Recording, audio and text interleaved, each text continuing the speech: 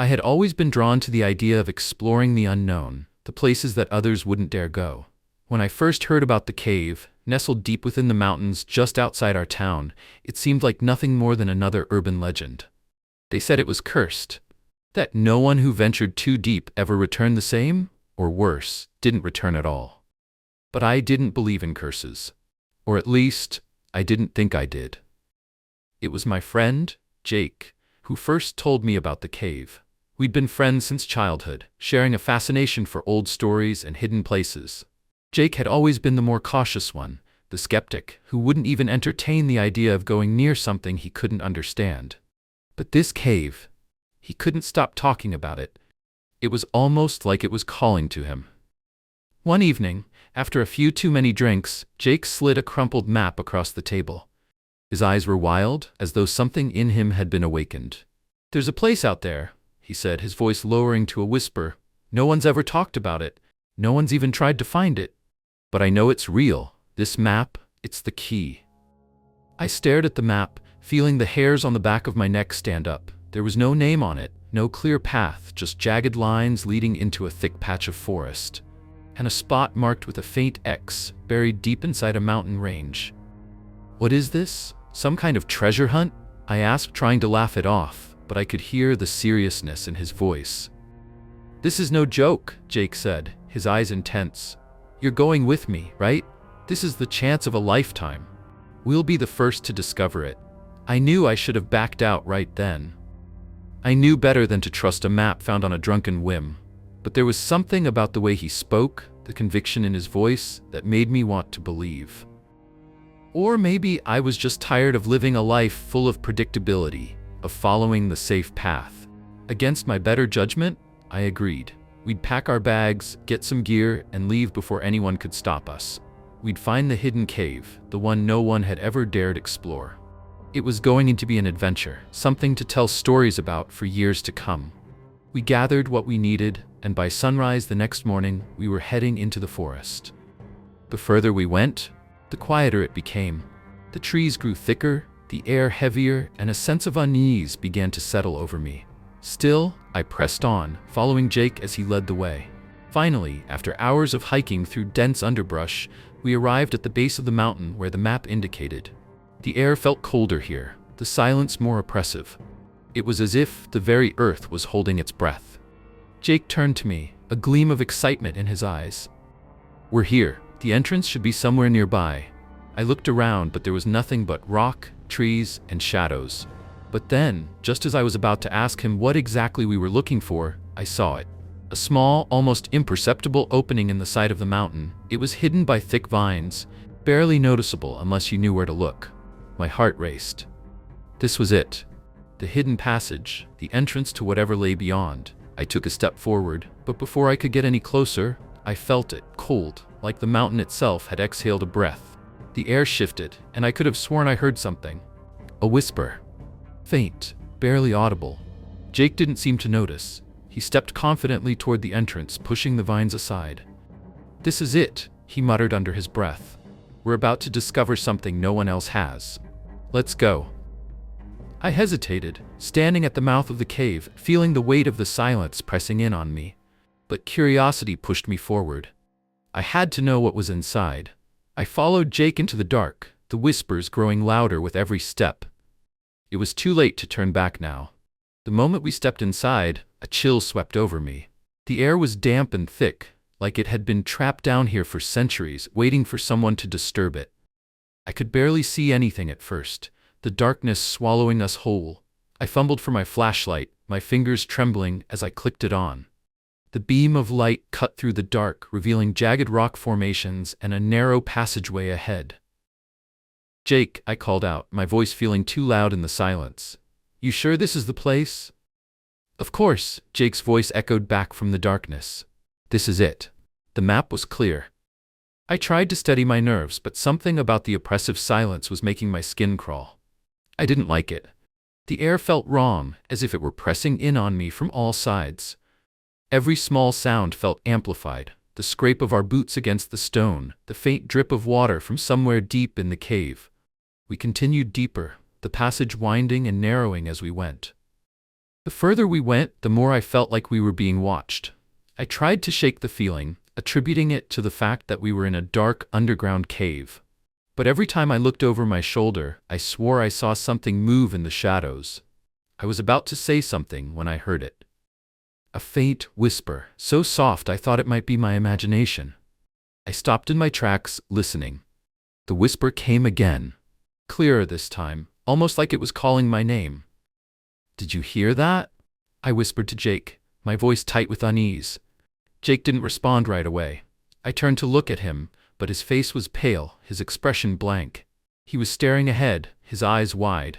I think it's just the wind," he said after a moment, though his voice didn't sound convinced. I wasn't so sure. The whisper had sounded too deliberate, like it was trying to get my attention. I glanced around, but the cave was still, the shadows just shadows. There was nothing there. Nothing but the creeping feeling that something was wrong. The whisper came again, louder this time, more distinct. "Come closer." I froze. The words seemed to hang in the air, thick with an unseen presence. A shiver ran down my spine and I took a step back, my hand instinctively reaching for Jake's arm. But he was already moving forward, drawn in by the voice, his eyes locked on something ahead. "Jake, wait," I hissed, but he didn't stop. He walked deeper into the cave, his steps quickening, as if he were being pulled by some invisible force. I had no choice but to follow him. We came to a larger chamber, the ceiling high above us, its jagged rocks dripping with moisture. The ground was uneven, and in the dim light of our flashlights, I could just make out shapes in the darkness, strange half-formed shadows that seemed to shift and writhe, though I knew they couldn't be real. "Jake," I called again, my voice now tinged with panic. "Jake, what the hell are you doing?" He didn't respond. Instead, he stood there, his back to me, staring at something I couldn't see. His face was blank, almost serene, as though the darkness had swallowed his mind. "Jake!" I shouted, stepping forward to grab him by the shoulder. But just as my hand touched his skin, a cold, icy chill washed over me. The whispers grew louder, echoing in my ears, a chorus of voices that seemed to come from all directions. "Come closer, come closer." I spun around, my flashlight scanning the room frantically. But there was nothing. Nothing but the endless shadows and the feeling that the walls themselves were alive, pressing in on us. I grabbed Jake's arm, shaking him hard. "Jake, we need to go now." For a moment I thought he wasn't going to respond. Then, slowly he blinked, as if coming out of a trance. He looked at me, his eyes unfocused, as if he didn't recognize me. "What's wrong?" he asked, his voice distant. I began, but I couldn't find the words. I had never seen him like this, so detached, so cold. Suddenly, the whispering stopped. Everything went silent. The silence was worse. It was suffocating, like the cave itself was holding its breath, waiting for something. I felt something behind me, something moving in the dark. I turned sharply, but there was nothing there. Except the shadows. They were moving now, shifting in ways that didn't make sense, like they were alive, crawling along the walls, following us. We weren't alone. "Jake, we need to leave," I said, my voice trembling. This place isn't right." He didn't answer. He was staring at the shadows, his eyes wide, lips parted as if he was trying to speak but couldn't. "Jake!" I shouted again, grabbing him by the shoulders and pulling him toward the entrance. But as I looked back, the shadows seemed to grow, stretching out like fingers, reaching for us. And then the whispers came again, this time louder, closer, as though they were right behind me. "Come closer." I broke into a run, dragging Jake behind me, feeling the weight of the cave pressing in on me with every step. We had to get out. We had to. The ground beneath us shifted, and before I could react, the world went dark. I don't know how long we ran. My mind was racing, my heart pounding so loud I could barely hear the whispers anymore. Though I swear they were there, always there, just out of reach, calling from somewhere deep within the cave. Every step felt like we were sinking deeper into the earth, farther from safety, the tunnel growing narrower, the walls pressing in on us. I kept glancing back at Jake. His eyes were wide, his face pale and slack, as if he were still somewhere far away. I shook him again, desperate. "Jake, come on, we need to move faster." I was shouting now, but he didn't respond, just stared ahead, his feet dragging. And then something stopped us. I should have known. The tunnel was too straight, too smooth. It couldn't have been natural, not like this. The walls narrowed ahead of us, and I felt a cold gust of air, unnaturally cold, as if something was waiting for us just around the corner. I tried to force my way through, but the passage blocked me. The walls, once just close, now seemed to close in completely, a solid barrier of rock and darkness.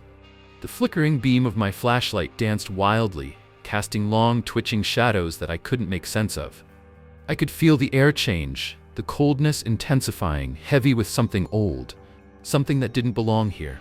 "Jake, we have to go back," I said, my voice cracking with fear. "We're trapped." Jake's lips parted as if he was going to say something, but his voice wasn't his own. "Stay? Here with us?" came the words, but they weren't Jake's. They were deeper, older, a chorus of voices all layered on top of each other, a hollow, echoing sound that reverberated in my bones. My stomach dropped. I turned and grabbed him by the arm, trying to shake him out of whatever trance he was in, but he didn't move. His eyes weren't even focused on me. They were fixed on the walls. And the walls were moving. The shadows were no longer just shadows. They were shifting, forming shapes, moving like they were alive, crawling along the stone in slow, deliberate motions. "Jake," I screamed, tugging harder. "We have to get out of here. Now." But his eyes weren't on me anymore. They were focused on something else, something behind me. A slow, deliberate turn of his head. His mouth opened, but what came out wasn't words, just a slow, drawn-out whisper. "Come closer." The darkness around me thickened, swallowing the light. I swung the flashlight around, trying to pierce the blackness, but all I saw were the eyes, dozens of them, all staring back at me, all emerging from the shadows. They glowed faintly. Pinpricks of pale light, like they were waiting for me to make the next move. I froze. Something moved behind me. I didn't dare turn around. I knew. I just knew. Whatever it wasn't human. Jake's voice came again, but this time it was a hiss, like something was dragging the words out of his throat. "They're waiting." I could feel them. Not just see them, but feel them, pressing in from all sides, their presence suffocating, like a weight on my chest. I could hear their whispers, now more urgent, desperate. It wasn't just a voice. It was a chorus of countless voices, all speaking at once, all demanding the same thing. "Come closer." I stumbled backward, still holding on to Jake, pulling him with me, even though I had no idea where I was going. The walls seemed to be shifting, growing tighter, the floor uneven and slick beneath my feet. The further I went, the more I felt the air close in around me. Then it came again, the whisper. This time it was right behind me. I could almost feel the breath on my neck, cold and clammy, like something was breathing down my spine. "You're not leaving." I whipped around, my flashlight shaking in my hand, illuminating nothing but the endless tunnel of black rock. I saw nothing. But the whisper. God. The whisper echoed in my mind, twisting my thoughts. I couldn't breathe. I couldn't think. I was paralyzed by the sound, by the knowledge that whatever was here, it was not letting us go. I dragged Jake faster now, my legs burning, every step a battle against the cold, the silence, and the whispers that grew louder with each passing second. I couldn't take it anymore. I had to get out. I looked around frantically, trying to find a way out, but the cave had become a labyrinth, twisting, winding, endless. The shadows were closing in on us, wrapping around me, pressing against my skin. And then the ground beneath me gave way. I fell. I didn't scream. There was no time for that. I tumbled through the darkness, landing hard against something cold and sharp. My flashlight flew from my hand and the darkness swallowed us whole. I couldn't move. I tried to scream, but nothing came out. There was something beneath me, something soft, wet, and crawling, and it was moving. I managed to sit up, gasping for breath, my body shaking. My hands trembled as I reached for the flashlight, but when I found it, the beam flickered weakly before dying completely. The darkness was absolute. And then the voices came. Louder. Clearer.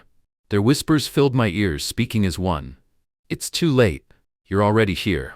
I wanted to scream. I wanted to run.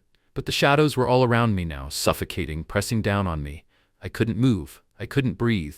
And I knew, with horrible certainty, that whatever had waited for us in the depths of this cursed cave, it had claimed us.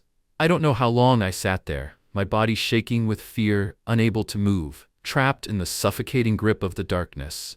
The whispers filled the air, growing louder, more distinct, as if the very walls of the cave were alive with voices. Countless voices, I pressed my hands to my ears, but it did nothing to block them out. Help. Us. The voice was familiar. It was Jake's voice, but not. It was distorted, like it was being pulled from somewhere deep in the earth, echoing from the bowels of the cave itself. I turned, desperate to find him, but there was only the thick, oppressive darkness. I couldn't see anything except shadows twisting and contorting around me. Every time I tried to move, the ground beneath me seemed to shift, pulling me back into the suffocating grip of the cave. I called out to Jake, but there was no answer. Jake? I screamed into the void, my voice cracking, but the only reply was the low murmur of the whispers. They were getting closer. My heart hammered in my chest as the whispers turned into words that I could barely make out through the deafening noise of my own panic. Come closer. It was a command that felt so wrong, so unnatural. But something in me obeyed. My feet moved almost against my will, dragging me deeper into the cave. Every step felt like I was sinking farther into something I couldn't escape. The voices grew clearer, more distinct. They were no longer just whispers. They were full sentences, pleading, begging, accusing. Each one sounded different, but all were laced with the same sense of despair. We were forgotten. I stopped, my blood running cold. The words echoed in my mind, repeating over and over again like a broken record. Forgotten. I took a step forward, and the ground beneath me shifted again. I could feel it this time. Something was changing. The air grew colder, heavier, and the darkness seemed to pulse around me like a living thing. Then, out of nowhere, the flashlight flickered back to life. I gasped, nearly falling over in surprise, but as the light hit the walls around me, I froze. The cave, what I had thought was solid rock, was not rock at all. The walls were something else. Flesh. Twisted, veiny and grotesque, stretching and contracting like something alive. It pulsed in time with the beat of my heart. I was no longer alone. There, in the flickering beam of light, I saw them. Figures. Shadows. But not just shadows.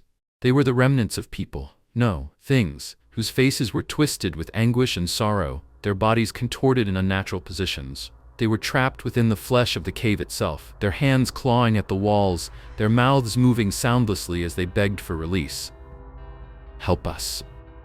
I stumbled back, my stomach lurching. The sight of them, their eyes wide and vacant, their mouths stretched in silent screams, sent a jolt of terror through my entire body. This was no ordinary cave. This was their tomb. And the whispers? They weren't just voices in my head. They were the voices of those trapped, cursed to remain here, forever caught in the dark. I felt something brush against my shoulder and whirled around, heart racing. But there was nothing there, except more shadows stretching out from the edges of the light, creeping closer. I couldn't breathe. I couldn't think. I heard Jake's voice again, distant and strained. It was coming from somewhere in the cave, but I couldn't place it. I moved toward it, my legs moving without my consent, as if the cave was pulling me in, guiding me to something I didn't want to see. Come closer. The voice whispered, but this time it wasn't Jake. It was something else. Something far older. I reached a small chamber deep within the cave. The air here was thick, almost suffocating. I stepped forward cautiously, the flashlight trembling in my hand. In the center of the room, there was something that made my blood freeze in my veins. A large stone altar, covered in ancient symbols, stained with dark, dried remnants of something that looked too much like blood. And around it, more shadows, more figures. Their faces were clearer now, frozen in expressions of torment, their eyes empty, their mouths stretching into wordless screams. But there was one face that stood out. It was Jake. But it wasn't Jake. Not anymore. His eyes were wide open, filled with fear, and his mouth moved. Slowly, painfully. Don't stay. I backed away, feeling my heart race as the room seemed to close in on me. His voice, or whatever was left of it, echoed in my ears. It wasn't Jake. It never had been. The cave had taken him. It had taken all of them. The truth became clear then, like the final piece of a puzzle snapping into place. The whispers, the shadows, the suffering that echoed from the walls, this place, this cave, had been a prison. And those who had come here, looking for treasure, seeking the unknown, had become part of it. Trapped forever in the dark. The final words of the forgotten ones echoed in my mind, clear as day. We were the sacrifice. You are the next. I turned, desperate to escape, but the walls were closing in, pressing in around me. The shadows were moving, crawling, whispering, and in the distance, Jake's face was still there, staring at me, frozen in that eternal scream. "Help us." And then, the darkness took me. I've always been drawn to places where others fear to tread. Call it curiosity, or perhaps something darker, but I've spent my life seeking out the forgotten corners of the world. The kind of places where legends are born, where the lines between reality and myth blur. So when I first heard about the cave beneath Mount Blackthorn, I couldn't resist. The locals called it the Forbidden Hollow. They spoke of it in hushed tones, like they were afraid the name might summon something from the deep. They warned me not to go, said those who had entered never returned the same, if they returned at all. But I wasn't one to heed superstitions. The day I arrived at the entrance was overcast, with thick clouds hanging low, suffocating the sunlight. The air felt heavy, like the earth itself was holding its breath. A narrow path led to the mouth of the cave, which was partially obscured by a tangle of gnarled trees. The rocks surrounding it were slick with moisture, and the air had a stale, almost metallic scent. I couldn't help but feel a shiver run down my spine, but I pressed on. I adjusted the straps on my backpack, my flashlight in hand, and stepped inside. The cave mouth yawned wide, as though waiting for me to cross its threshold. My footfalls echoed loudly as I ventured deeper, the sound of my steps swallowed by the endless stone. The further I went, the colder it became. The temperature dropped sharply, and my breath began to form in small clouds before me. I knew I had to be far underground now, further than any map had ever shown. Yet, despite the isolation, the quiet, there was something unsettlingly alive about this place. I pressed forward, following the winding tunnel that twisted and turned like a labyrinth made of ancient stone. The walls were jagged, slick with moisture, and the floor uneven. My flashlight flickered for a moment, and I paused, a strange unease crawling over me. The beam of light sputtered and then stabilized, casting long, trembling shadows on the walls. I came across a strange marking on the wall, a set of symbols carved into the rock. They were unfamiliar, their design unlike anything I had seen before. I ran my fingers over them, a cold shiver running down my spine. What had left this behind? But there was no time to dwell on that. A flicker of movement from the corner of my eye caught my attention. I spun around, my heart hammering in my chest. The tunnel was empty, but the sensation that I wasn't alone lingered, creeping under my skin. The silence seemed to press in from all sides, thick and oppressive. I took another step, and then another. But as I moved deeper into the cave, I began to hear something, a faint sound, like whispering, coming from somewhere ahead. It was soft, too quiet to make out, but unmistakable. And it wasn't just the wind. I froze. The whispers seemed to grow louder, though the words were still indistinct. I wanted to turn back, but something told me I couldn't. Something in the back of my mind screamed at me to leave, to run, but my feet wouldn't obey. The pull of whatever was ahead was stronger than any fear I felt. I took one last breath, steadying myself, and pressed on. The whispers grew louder still, more distinct. My pulse quickened as I moved closer to the source. I wasn't alone, and I had a sinking feeling that whatever waited in the dark had been expecting me. The deeper I went, the more oppressive the air became. The whispers I'd heard before had grown into a low hum, reverberating through the walls like an endless chant. At first I thought it was just my mind playing tricks on me, but as I moved forward I couldn't ignore the cold, unnatural sensation that prickled at the back of my neck. The faint glow ahead caught my attention. It was dim at first, a soft flicker of light in the distance. My breath caught in my throat. I stopped, my heart racing. There shouldn't have been light here.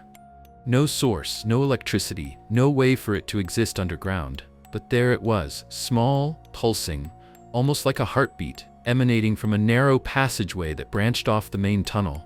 The air around me seemed to shift, growing heavier with each step I took toward it, as though the cave itself was trying to stop me from going any further. I tried to steady myself, pushing my fear aside. I was here for a reason. I had come seeking something no one else had dared to discover. So, with a deep breath, I made my way toward the light. The tunnel narrowed as I entered the new passage, the walls pressing in on me. The glow was stronger now, illuminating the jagged rocks ahead. But the light wasn't steady, it flickered like a dying flame. A soft hum reverberated around me, matching the rhythm of the light, growing louder as I approached. It felt almost alive. I rounded the corner, and that's when I saw it. In the center of a small chamber, standing tall like some ancient altar, was a stone pedestal. On top of it lay an object, glowing faintly, as if pulsing with its own life force. I couldn't make out the details at first, the flickering light distorting my vision. But as I stepped closer, the object became clearer. A small, intricately carved stone, shaped like a symbol I couldn't quite recognize. It wasn't just the object that caught my attention, though. It was the air around it. The closer I got, the more the whispers seemed to intensify, curling around me like a suffocating fog. I could almost make out words now, though they weren't in any language I understood. They were urgent, demanding, pleading. My heartbeat quickened, and I reached out instinctively, as if the stone was calling to me. The moment my fingers brushed its surface, the cave seemed to exhale. The whispers stopped, but an intense silence fell over me, one that was more unnerving than any sound. Suddenly, the stone grew cold, the temperature dropping sharply, as though the life within it had been snuffed out in an instant. The light that had been pulsing now flickered violently, casting erratic shadows against the walls. I recoiled, a chill racing up my spine. That's when I noticed something else. There were symbols carved into the stone around the pedestal, matching the ones I had seen earlier on the walls. They seemed to shift, to move, as if they were alive. And then, in the space between the flickers of light, I saw them. Figures. At first, they were faint, barely visible in the darkness, but as the light flickered again, their forms became clearer. Ghostly shapes, pale and translucent, hovering just at the edge of my vision. They seemed to be watching me, waiting. Their eyes, I could feel them on me, cold and unblinking. The whispers returned then, louder, frantic. The air around me seemed to thrum with their urgency, but I couldn't make out the words. I stepped back, heart pounding. This wasn't just a cave, it was something more, something older, far older than I could comprehend. I had stumbled upon something forgotten, something that had no business being found. The stone wasn't a treasure, it was a warning. I took another step back and the light flickered one last time, before everything went dark. Then I heard it. A voice, clear and distinct this time, cutting through the silence. Leave now. But I didn't. I couldn't. The pull of whatever this place was had me in its grasp. The whispers weren't just warnings, they were calls, beckoning me deeper, and I couldn't resist. Not yet. I took another step, and the darkness seemed to swallow me whole. I don't know what compelled me to keep moving forward. Maybe it was the allure of the light, flickering in the distance like some kind of forbidden beacon, calling me deeper into the heart of the cave. Or perhaps it was the feeling that I was being drawn into something I had no choice but to confront. But whatever it was, I found myself standing in the same chamber, staring at the pedestal and the object that now seemed to throb with an unexplainable energy. I had stepped back for only a moment, but everything felt different now. The air was heavier, like the cave had exhaled a breath that had been trapped for centuries. The whispers had grown silent again. But in their absence, I could feel something I couldn't see but could sense, lurking just beyond the edge of my vision. The stone on the pedestal pulsed again, faintly at first, then stronger, its glow intensifying. It was as though it had a heartbeat of its own, slow at first, then quicker, faster, until the entire chamber seemed to vibrate with it. The walls felt like they were closing in around me, the very stone shifting, groaning under some invisible pressure.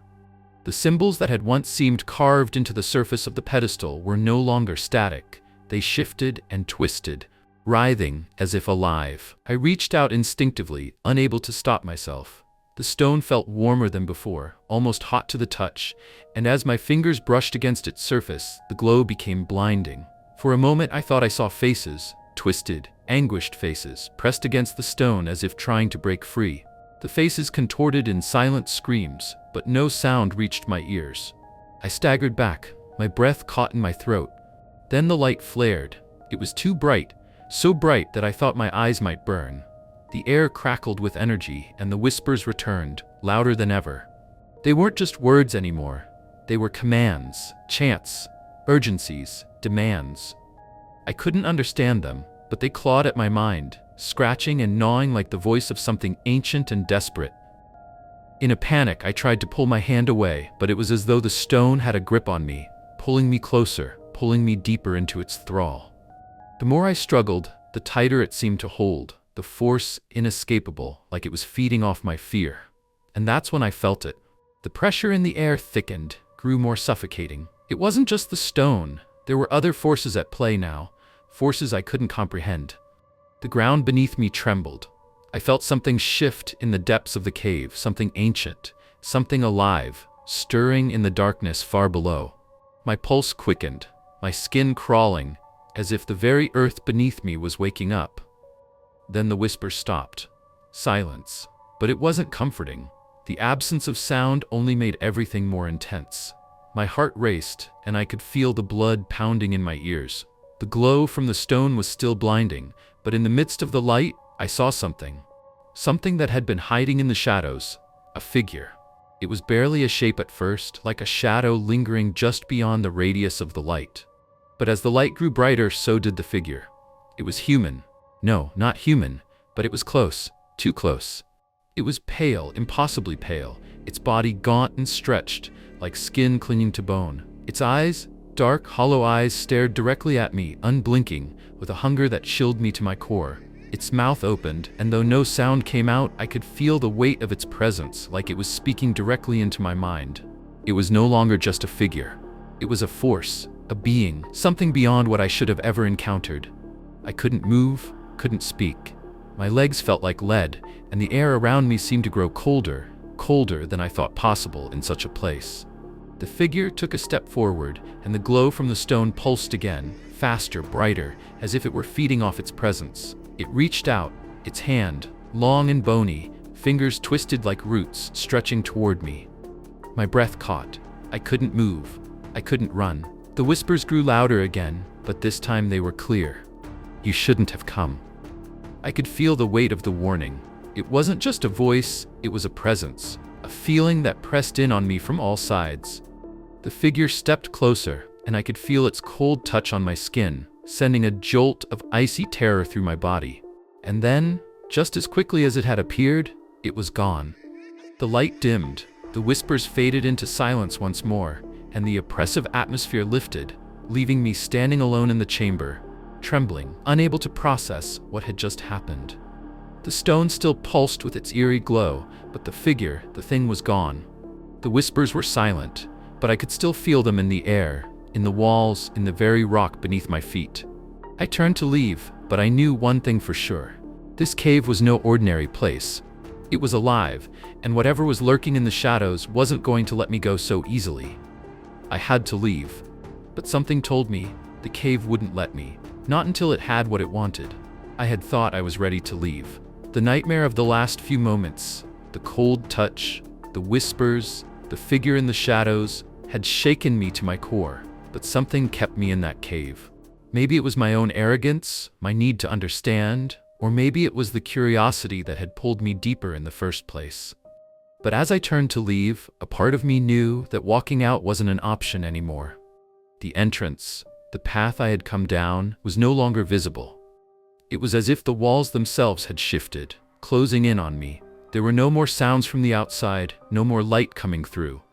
Only the glow from the stone, pale, cold, pulsing, was the only source of light in the vast darkness of the cave. I stepped forward, heart pounding in my chest, the feeling of being watched pressing against me, suffocating. The whispers returned, but this time they weren't just in the air. They were in my head, seeping in through my thoughts, filling my mind with an unsettling sense of urgency. You shouldn't have come back. The voice was familiar, distorted yet clear, but I couldn't place it. I felt a sudden lurch in my stomach, as if my body was betraying me, warning me that I was making a mistake. But I had come this far, hadn't I? I couldn't just turn back now.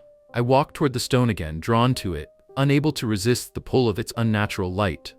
As I approached, the air around me grew colder still, and the glow seemed to intensify, brighter than before, almost blinding. The whispers crescendoed into a low hum that vibrated deep in my chest. The pedestal felt alive beneath my fingers, its surface warm now, pulsating with energy. And then, something changed. The stone cracked. It was a soft sound at first, almost like a sigh, but then it grew louder, the surface splitting down the center. I took a step back, dread filling my gut as the cracks spread, revealing something dark inside. At first, I thought it was just shadows, but as the stone crumbled away, I realized it wasn't shadows at all. It was something else. A figure, no, a mass, lay inside the pedestal, wrapped in layers of cloth. It seemed to pulse with the same sickly glow as the stone, and as the fabric fell away, the truth revealed itself. It was a body, or at least it had been. A human form, but twisted, deformed. Its skin was stretched tight over bone, pale and glistening in the faint light. Its eyes, open and glassy, stared at me, lifeless but somehow aware. A gnawing, sinking feeling curled in my stomach as I realized it was no corpse. It wasn't dead. Not fully. I stumbled backward, a scream rising in my throat, but it was as if the air had thickened, choking me, suffocating the sound before it could escape. The figure in the pedestal shuddered, and its eyes locked onto mine. I didn't want to look away. I couldn't. The whispers returned, louder, more urgent. You shouldn't have found it.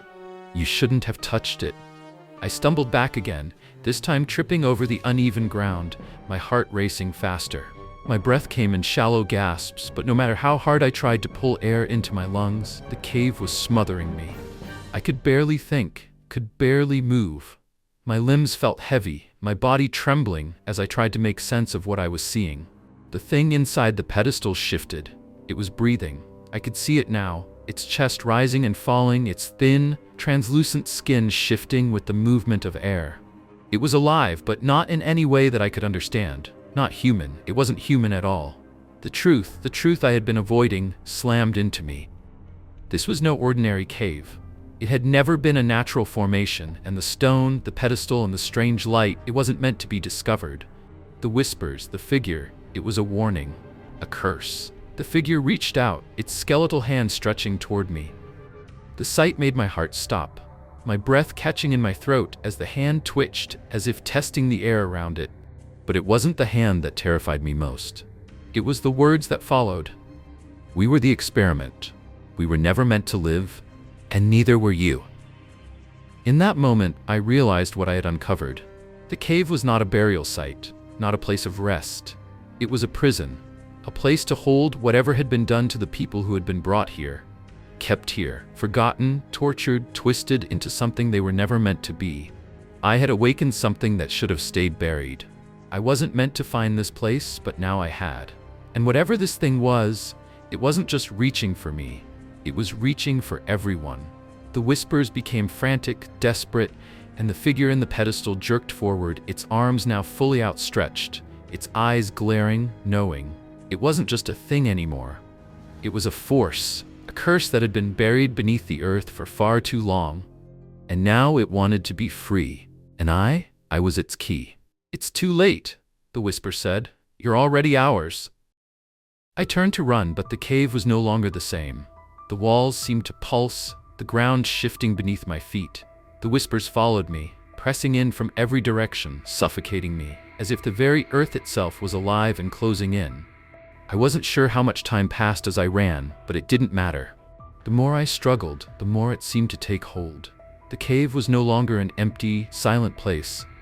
It was something else now, a living, breathing entity, and I was trapped in it. I would never escape. Not now, not ever. The truth was clear. The light had never been meant to guide me out. It had been meant to lead me in, and now I had no way of leaving. The moment I stepped into the cave, I felt it. A strange pressure, like the weight of the earth pressing down on my chest. The air grew cooler, thick with the scent of damp stone. The sound of my boots against the gravel echoed down the narrow tunnel, bouncing off the jagged walls as I descended further into the darkness. Each step felt more unnatural than the last, as though the cave itself was absorbing the sound of my presence. I had always been curious about caves. There's something almost magnetic about the idea of plunging into the earth, seeing the world from below, where no human has set foot in centuries. It was supposed to be a routine exploration, a few hours in, a few hours out. But this cave, this place, was different from the others I had explored in the past. From the moment I received the map, I knew something about it felt off. The map had come from an anonymous source, Something about the cave intrigued me, enough to ignore the chilling warning written on the back. Some things are better left undisturbed. I'd seen similar warnings before. After all, caves are full of legends and rumors, but they're also filled with secrets that have survived for millennia. What was one more secret? As I went deeper, the light from my headlamp barely cut through the overwhelming blackness. The tunnel narrowed, the air thicker, and my breath came in short, sharp gasps. I couldn't shake the feeling that I was being watched, as if unseen eyes were following my every move. I told myself it was just the nerves. Every cave gets to you after a while, especially when you're alone. But I couldn't quite convince myself. I pushed forward, my mind focused on the map, tracing the twists and turns, convinced that the deeper I went, the more I would uncover. The silence was suffocating, oppressive. No sounds from the outside world. No distant hum of civilization, just the eerie echo of my movements in the dark. That's when I heard it. A faint sound, like a whisper, rising from the depths ahead. I froze, my heart racing in my chest. The noise wasn't the wind or the usual cave noises that accompany every exploration. It was something else, something deliberate. I strained to hear, but the whisper was gone. It was replaced by a thick silence that seemed to press in on all sides. I took another cautious step, then another, listening intently. But all I could hear was the sound of my own breathing. Then, just as I was about to dismiss it as my imagination, I heard it again. This time, it was clearer. Soft, unintelligible words that seemed to echo off the stone walls surrounding me. The voices weren't coming from one direction. They were everywhere, as though they were rising from the very depths of the earth itself. I turned quickly, checking the tunnel behind me. Nothing. Just the empty, stony walls and the path I had already traversed. I tried to shake off the fear creeping up my spine. It was just an acoustic illusion, I told myself, just the way the sound traveled through the caves. But deep down, I knew something wasn't right. I pressed on, though every instinct screamed at me to turn back. The cave was different from any I'd been in before. Silent, yes, but with an underlying tension that crawled under my skin. The whispers had stopped, but the air felt charged, like a storm was about to break. I could still hear the faint echo of the voices in my mind, a low murmur that rattled the edges of my thoughts. I tried to ignore it, to focus on the task at hand, but the deeper I went, the more disoriented I became. The passage twisted in ways I hadn't expected. The map I had followed seemed to shift with every step, the lines blurring as though the cave itself was reshaping itself. The walls, once rough and jagged, grew smoother as if they had been polished by centuries of unseen hands. The dim light from my headlamp flickered as I moved forward, casting long, spindly shadows against the walls. Every so often, I would stop to catch my breath and listen, but all I could hear was the sound of my own heartbeat pounding in my ears. My body was on edge, and despite my best efforts to remain calm, my mind kept returning to the whispers. I shook my head, trying to push the thought out of my mind. I had to stay focused. There was something down here, something waiting to be discovered. I couldn't let fear take hold now. And then, without warning, the whispers returned. This time, they were clearer, louder even, as if they were drawing closer. I froze, my heart leaping into my throat. I couldn't make out the words, but there was a sense of urgency in the voices, a feeling that they were trying to convey something important. Something I wasn't supposed to hear. I spun around, scanning the cave, but the darkness swallowed everything, hiding whatever might be there. The tunnel stretched ahead in both directions, but I couldn't see anything beyond the beam of my headlamp. "Hello?" My voice sounded weak in the vast emptiness, a pathetic attempt to fill the silence. The words felt out of place, but I couldn't help myself.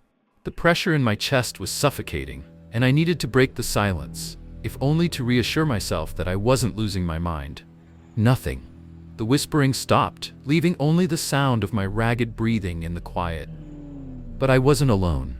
I could feel it. It was as if the cave itself was aware of my presence, as though something ancient was watching me from the darkness. Something that had waited for a long, long time. A sudden chill swept through the passage, and I shuddered. The temperature had dropped, but that wasn't what made my skin crawl. It was the unmistakable sensation of something brushing against the back of my neck, like a cold hand, or perhaps the air itself, thick with the touch of unseen fingers. I stumbled forward, the beam of my light casting erratic shadows as I scrambled to keep moving. The whispers returned, louder this time, clearer, almost as if they were speaking directly into my ears. I could hear a single word repeated over and over, like a chant or a prayer: leave. It was then that I understood. The voices weren't just a figment of my imagination. They were real. And whatever was down here wanted me gone. But it was too late to turn back. The deeper I went, the more I felt like I was being pulled forward, drawn into something I wasn't meant to understand. The cave seemed to have a life of its own, its pulse in sync with my every step, its whispers guiding me toward an unknown destination. And I had no choice but to follow. I couldn't shake the feeling that something was trailing me, following me through the narrow, winding passages. Every time I turned a corner, I thought I saw something in my peripheral vision, a shape moving in the dark. But when I snapped my head around, nothing was there, only the jagged walls and the faint flicker of my headlamp. Yet, the sensation of being watched never left. The whispers had grown louder, more insistent, as if the cave itself was trying to communicate. I couldn't understand the words, but they pulsed with a rhythmic intensity, a strange, almost hypnotic quality that kept pulling me forward. The walls seemed to close in, the passage narrowing in a subtle, imperceptible way. I had no idea how far I had descended or how long I'd been walking, but I felt time stretch out, becoming irrelevant in this strange, oppressive space. I stumbled forward, my breath coming in shallow gasps, but it wasn't the physical exhaustion that slowed me. It was the creeping sense that something was there, just beyond my reach. I could hear it now, the scrape of something against the stone. Not a human sound. No, it was something older, something more primal, like claws against rock. My heart thudded in my chest and I froze. My headlamp illuminated the walls around me, casting long, distorted shadows, but in the corner of the beam, I saw it. Something that shouldn't be there. A shape. It wasn't human, but it was moving, slow and deliberate. It was just out of reach of the light, but I could feel it. The air seemed to grow thick, like it was pulling the warmth from my body. I forced myself to breathe, to keep moving. The shadows seemed to shift in the corner of my vision, darting back and forth as if they had a mind of their own. But every time I glanced over, the darkness was empty, just the endless stretch of stone and the whispering that seemed to echo from all directions. Suddenly, the whispers stopped. Silence, complete and absolute. It was as if the very air had been sucked from the cave, leaving nothing but an eerie, oppressive stillness. And with it, a cold that seemed to seep into my bones, chilling me from the inside out.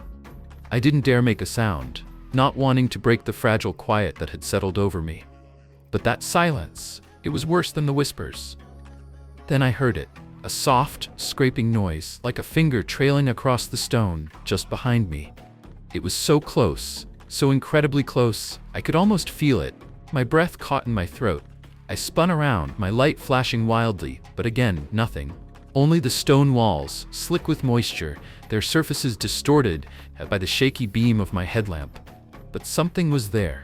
I could feel it in the air, the way the darkness pressed against me, the way the cave seemed to swallow my every movement. Something had followed me into the depths, and now it was waiting. I moved faster now, the urgency in my steps growing with every passing moment. My heart raced as I hurried through the twisting passageways, my breath ragged, the darkness pressing in on all sides. The whispers began again, but this time they were different, more urgent, more insistent. They weren't just whispers anymore. They were voices, speaking clearly now, the words crashing into my mind like waves. Turn back. Don't go any deeper. It's too late. I didn't know if the voices were real or just a manifestation of my fear, but I couldn't take the chance. Something was following me, something ancient and malevolent, and the deeper I went, the closer it seemed to get. The shadows that had been trailing me were no longer content to stay just out of sight. I could feel them, like tendrils of darkness, crawling along the walls, reaching for me, drawing closer. The cave had become a labyrinth, and I was trapped in its depths, with something waiting for me at every turn. I couldn't see it, but I could feel it. The presence that had been stalking me since I stepped into this cursed place. And as the shadows pressed in, I realized with a growing sense of horror that they were not just following me. They were guiding me.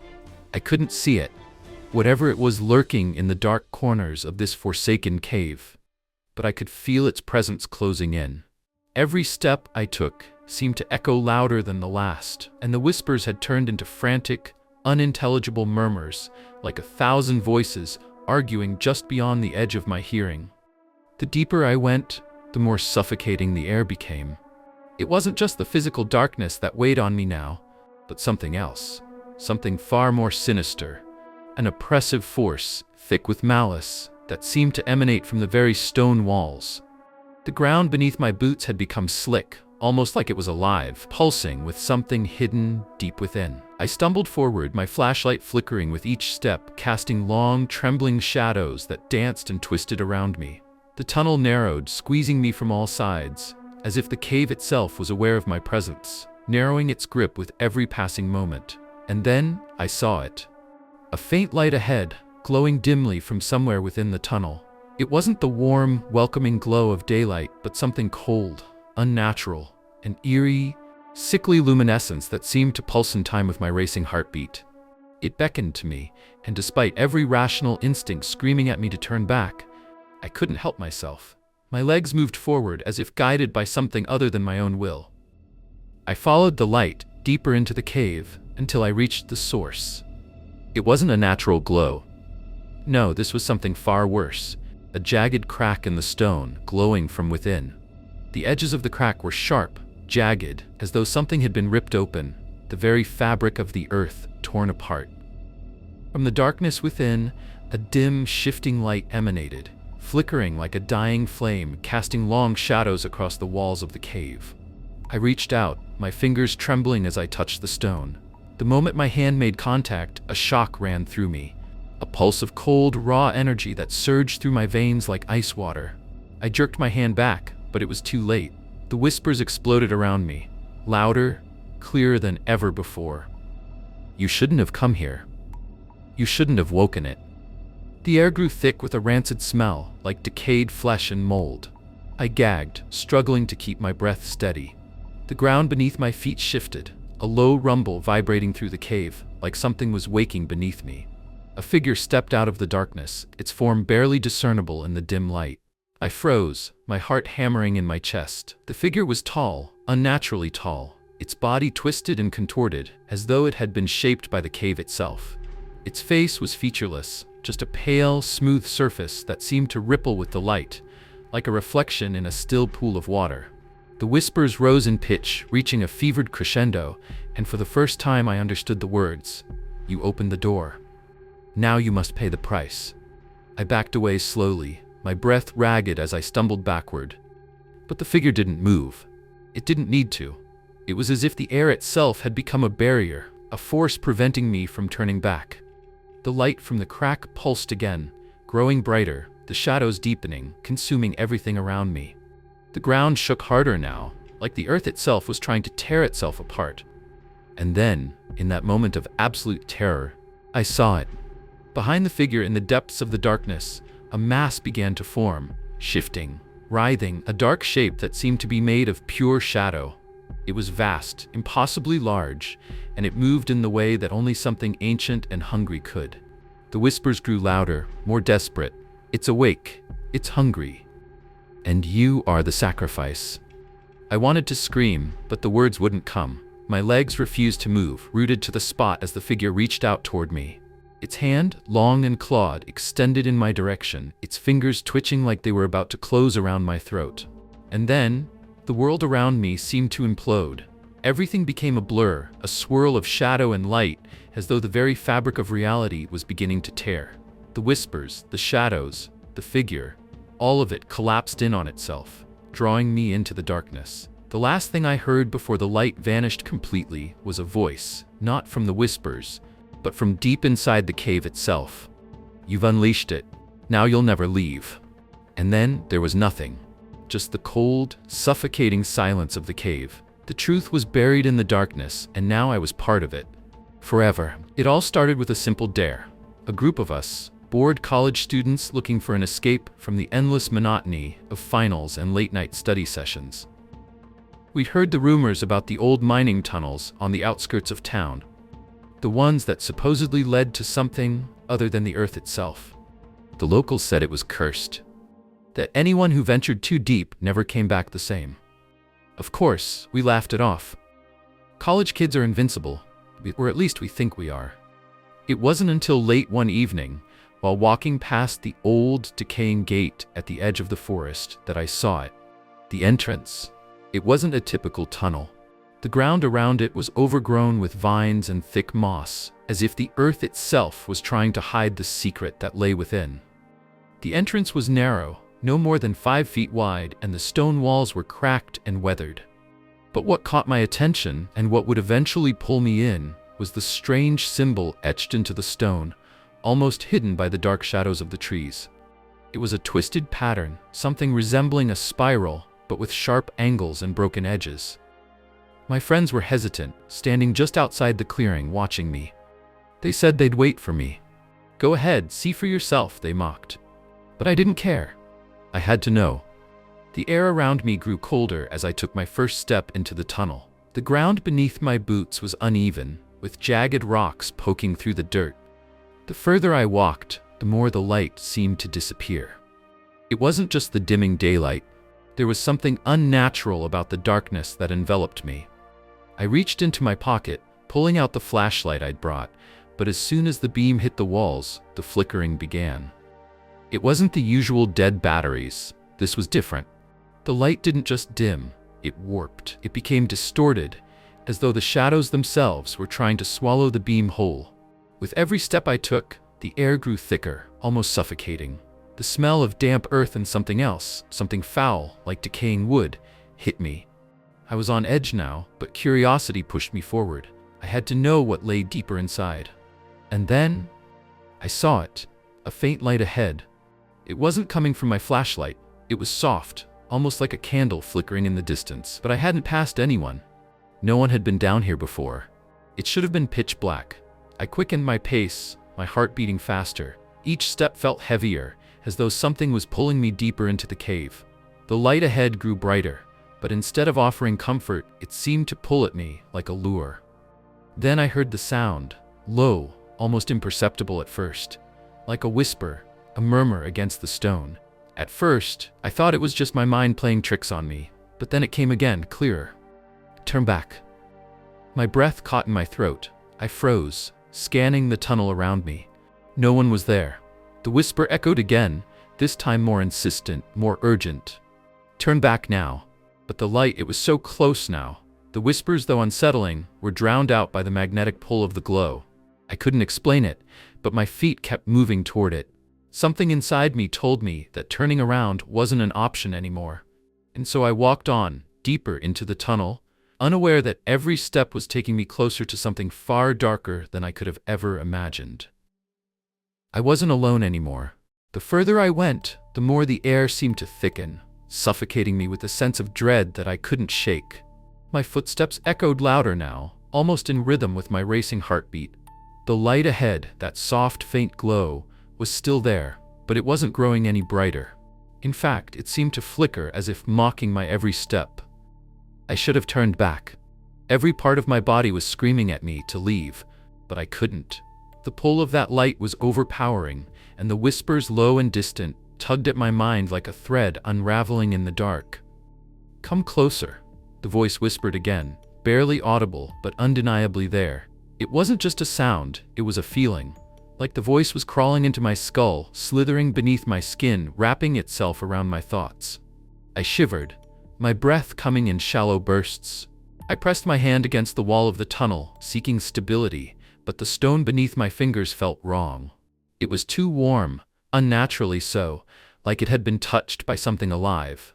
I pulled my hand away, but the warmth lingered, spreading through me, crawling up my arm like an insidious itch. The whispers grew louder, more insistent, but now they seemed to come from all directions.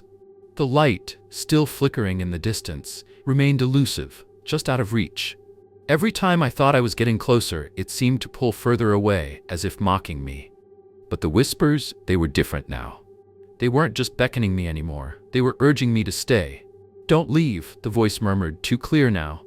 "You don't want to leave, do you, Mark?" My blood ran cold. It knew my name. I stopped dead in my tracks, my flashlight trembling in my grip. "Who's there?" My voice cracked, too loud in the oppressive silence. But the whisper didn't answer directly. It was as though the voice didn't need to speak anymore. It was inside me now, gnawing at my thoughts, twisting them, rearranging them. "Stay," it repeated, more forcefully this time. "You've come all this way. Don't you want to know the truth?" I stumbled backward, my pulse pounding in my ears. I tried to shake my head, but the voice was relentless. It slid under my skin, into the deepest recesses of my mind, where it began to peel back layers of things I hadn't even realized I had buried. My memories. Things I hadn't thought about in years. Moments of guilt. Things I'd done. Things I hadn't done. All of them bubbling up, rising to the surface as the whispers called them forth. There were flashes of images, faces I didn't recognize, places I couldn't remember visiting, and a cold, oppressive sensation that pressed down on my chest, making it harder to breathe. My vision swam, the light ahead now a swirling mass of shadows and glowing streaks, like the universe itself was warping around me. I wanted to scream, to run, to escape the crushing weight of whatever force had me in its grasp, but my body wouldn't obey. My feet were frozen to the ground. I was trapped, unable to move, unable to think clearly, drowning in the abyss of my own unraveling thoughts. And then, from the darkness behind me, I heard another voice. It wasn't a whisper this time. It was loud, sharp, and unmistakably real. "Mark, stop." I spun around, heart pounding in my throat, but the tunnel was empty. Just shadows and endless stone. My breath was ragged as I scanned the space, my pulse racing with panic. But then the voice came again, this time from the light ahead. It was clearer, more distinct. "You can't leave." I staggered toward it, my legs shaky, my mind losing its grip on reality. The light, I had to reach it. I had to. Maybe it was the answer. Maybe it would make the whispers stop. But with each step, the darkness around me seemed to grow. The tunnel seemed to expand, the walls stretching and distorting as if it were a living thing. The air, thick with the scent of earth and decay, pressed in on me from every side. "Mark," the voice urged again, now almost pleading. "Don't you remember? This is where you belong." I stumbled forward, my eyes wide with fear. The light was no longer just a beacon, it had become an obsession, a force that I could neither escape nor understand. My mind was unraveling, slipping into the same dark abyss that had claimed so many before me. And deep in my gut, I knew that once I crossed that threshold, there would be no going back. The truth was waiting for me. But the cost was far greater than I ever imagined. The walls around me began to shift. It wasn't a sudden change, but a gradual one, like the earth itself was breathing, alive beneath my feet. The further I ventured, the more I felt it. An oppressive weight pressing down on my chest, tightening with every step. My breaths were shallow, and the shadows seemed to cling to me, wrapping around my body like cold hands. I should have stopped. I should have turned back when I had the chance. But now, I couldn't remember why I hadn't. The whispers, growing louder with each passing second, became an almost physical presence, tugging at my sanity, pulling me deeper into whatever madness had consumed this place. My head swam. The tunnel felt like it was expanding, growing longer and darker. I blinked, but the images in front of me kept warping, shifting into faces I didn't recognize. Faces twisted in pain, terror, and despair. Some of them were pale and gaunt, their eyes hollow, while others were obscured by shadows. But the one thing they all had in common was their gaze. They were watching me. "You've come for us," one of them whispered, a voice soft but unmistakably clear. It felt like 100 voices at once, layering over each other in a harmony that shouldn't have been possible. I froze, my heartbeat deafening in my ears. My flashlight flickered violently, casting fleeting glimpses of the cavernous expanse around me. The walls were covered in what seemed to be ancient markings, symbols I couldn't decipher, shapes that didn't make sense. But they seemed to pulse with an energy of their own, alive in the way the air vibrated with an unspoken promise. A promise of what? I didn't know, but I couldn't escape the sensation that I was being called. "You are not alone," another voice murmured, this one so close I felt its breath against my skin. I spun around, but there was nothing there, just the dark, endless stretch of the cave, more suffocating than before. I moved forward again, this time with a sense of urgency. The whispers, no, the voices, were pushing me. They were urging me on, telling me that I was close, that I had to find the truth. I didn't even know what that truth was anymore, only that it was waiting for me in the depths of this cursed tunnel. The further I went, the less I could trust my senses. Time lost all meaning. It felt like hours, days, maybe even weeks, but I couldn't be sure. The light ahead still flickered, but now it seemed different. It pulsed erratically, like a heartbeat that was too fast, as though it was alive, and it wanted me there. But there was something else too, something lurking beneath that light, something waiting. And then, without warning, the ground beneath me gave way. I didn't fall far, but the impact knocked the wind out of me, sending a shock of pain up my spine. I gasped, struggling to regain my footing, my hands scrambling for purchase on the slick, uneven floor. It felt as though I'd fallen into some kind of cavernous pit. And when I finally regained my balance and looked around, I realized just how deep I had gone. I was surrounded by a vast, hollow space far bigger than I could have imagined. The air was thick, almost suffocating, as though the very cave itself was holding its breath. The walls, now jagged and sharp, stretched high above me, disappearing into an abyss of darkness. And then I saw it. The source of the light. It wasn't a flickering glow anymore. It was a sphere, floating in the center of the cavern, casting an eerie radiance that seemed to pulse in time with the thundering beat of my own heart. The sphere was surrounded by hundreds of strange shapes, twisted, writhing forms that moved in the corners of my vision. They were the faces, the ones I had seen earlier, the ones that haunted my every thought. They were no longer just figments of my imagination. They were real. And as I watched, their mouths moved in unison, forming a chant that seemed to echo from the very walls of the cave, a chant I couldn't fully understand, but which sent chills down my spine. "Come closer," they whispered in perfect harmony. "Come closer and see what we have found." I tried to move back, to run, but my body refused to obey. It was like the air itself had thickened, locking me in place. The light from the sphere grew brighter, blinding, and the whispers grew louder, overwhelming, until it was all I could hear, all I could feel. Something was coming for me, and as the sphere pulsed again, growing brighter, the ground beneath me seemed to tremble.